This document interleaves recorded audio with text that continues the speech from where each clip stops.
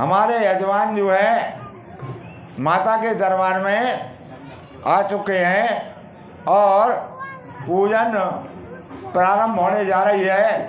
तो देखिए, माँ के लिए विशेष करके आपका भाव चाहिए। जब तक बालक माँ के लिए आतुर होकर रो नहीं पड़ता, तब तक माँ अपनी गोद में नहीं उठाती है। वे सोचती है माँ कि ठीक है, अभी खेल रहा है, और जब भी माँ को पुकारता है फिर भी माँ कुछ खिलौने देने की कोशिश करती है।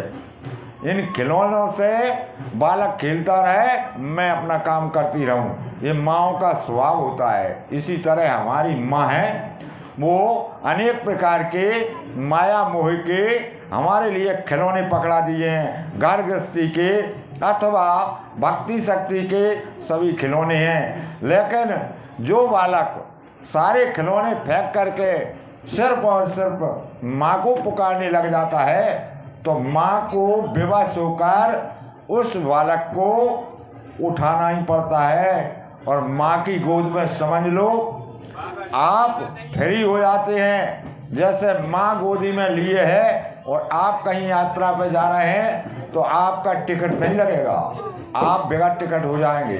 तो इसी तरह से आप इस संसार में आए हैं, अगर माँ की गोद में बैठ गए तो आपको खर्च करने की कोई ज़रूरत नहीं है।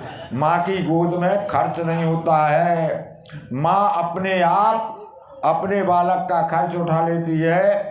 और ना ही कहना पड़ता है, जो सयाने हो जाते हैं ना, जो ज़्यादा जानकार हो जाते हैं माँ के बारे में, उनके लिए माँ सयाने बालक समझती है। सयाने होने पर उस बालक का खर्च, उसकी घर गृहस्थी वो स्वयं चलाने लग जाता है। इसी तरह से हमारी माँ है। अगर आप ज़्यादा ज्ञानी बनेंगे तो बड़े हो गए तो तुम्हारा खर्च तुम जानो, तुम्हारी गृहस्थी तुम जाने।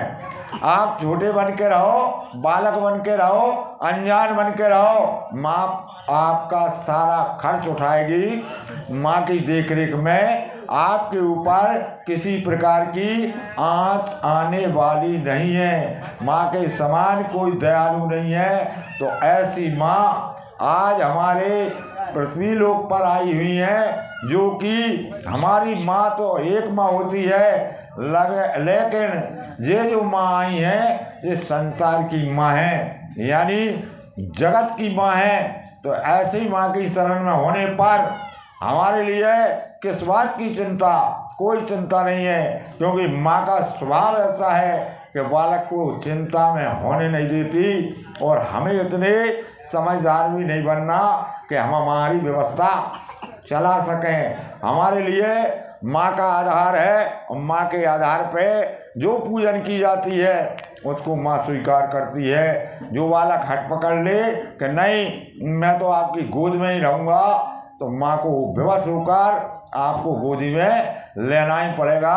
और माँ की गोदी में चले जाने पर शेर की दम नहीं, राक्षस की दम नहीं, किसी की ताकत नहीं कि उसके बालक से वो टच कर दे। आप जो है स्वतंत्र होकर माँ की गोद में खेलते रहेंगे। और माँ को खुद पता है कि बालक पर कौन सी वस्तु का अभाव है। क्या कपड़े नहीं है तो माँ कपड़े ला के देगी। क्या भोजन करना है बालक को तो माँ भोजन देगी बना के। और बालक सो रहा है तो माँ रक्षा करेगी। इस तरह के भाव अगर हमारी पूजन में आ जाए तो वो पूजन 100 गुनी ज़्यादा बढ़ जाती है। और माँ से हमारा सीधा संपर्क हो जाता है। ज्ञान के द्वारा माँ को प्राप्त करना मुश्किल है, वैराग्य के द्वारा माँ को पाना मुश्किल है, और अपनी बुद्धि के द्वारा भी माँ को प्राप्त करना मुश्किल है। लेकिन शरण हो जाने पर, माँ की हट पकड़ जाने पर माँ प्रसन्न भी होती है। और उसको बालक को किसी प्रकार का भय भी नहीं रहता, वो निर्भय होकर माँ की गोद में रहता है। तो इसी तरह से हमारी पूजन होना चाहिए। तो ये पूजन जो की जा रही है वो किसी प्रकार की जानकारी नहीं है, लेकिन जो माँ के लिए बालक आतुर होकर पकड़ता है, दौड़ता है, उसी तरह से आज हमारी पूजन की जा रही है। और माँ दरबार में विराजमान है, साक्षात विराजमान है। जिन किन्हीं को दर्शनों का लाभ लेना है वो लाभ ले रहे हैं, और जिन्हें नहीं लेना उन्हें कितनी भी शिक्षा दो वो काम में नहीं आती। इसीलिए ब्रह्म ज्ञान विशेष करके माँ की जरूरत नहीं है, माँ के आगे बालक बनकर रहना ही अति उत्तम बताया है। तो आज हमारी ये पूजन नाम है वो यादव जी द्वारा आज पूजन की जा रही है। ये जो है प्रधान पूजन के करने के अधिकार से यहाँ पर विराजमान है, और वो सपरिवार इस पूजन में शामिल है। सभी भक्त माँ के दरबार में आने का हर्ष करें। बोलिए जगदम्बा महारानी की जय।